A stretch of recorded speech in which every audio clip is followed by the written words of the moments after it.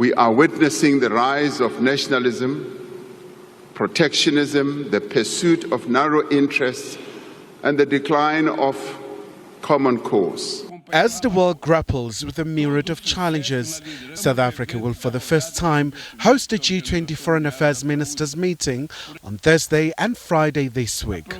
The country's priorities are pretty clear. For the first time in its history, the G20 is being hosted on the African continent.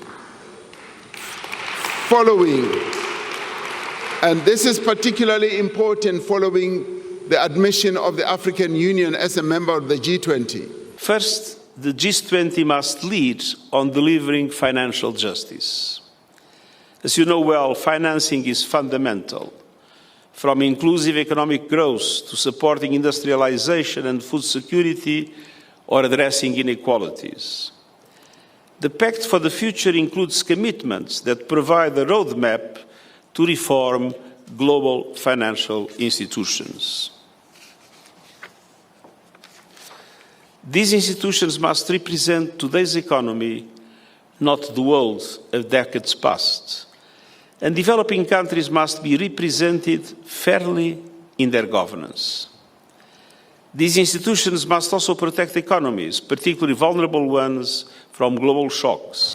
U.S. Secretary of State Marco Rubio, though, won't attend the meeting, and he cited the recent Expropriation Act, alleging that land is being taken away from certain classes in the country.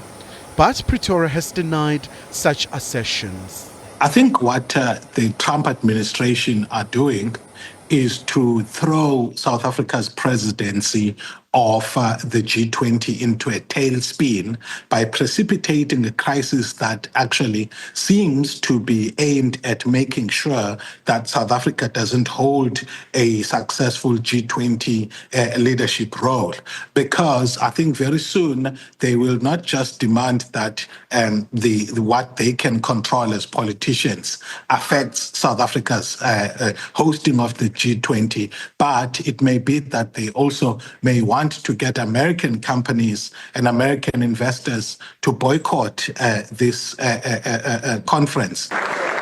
South Africa has received backing from some of the major economies like China, Russia, and other important trading partners like the European Union. Khumalo, SABC News, Johannesburg.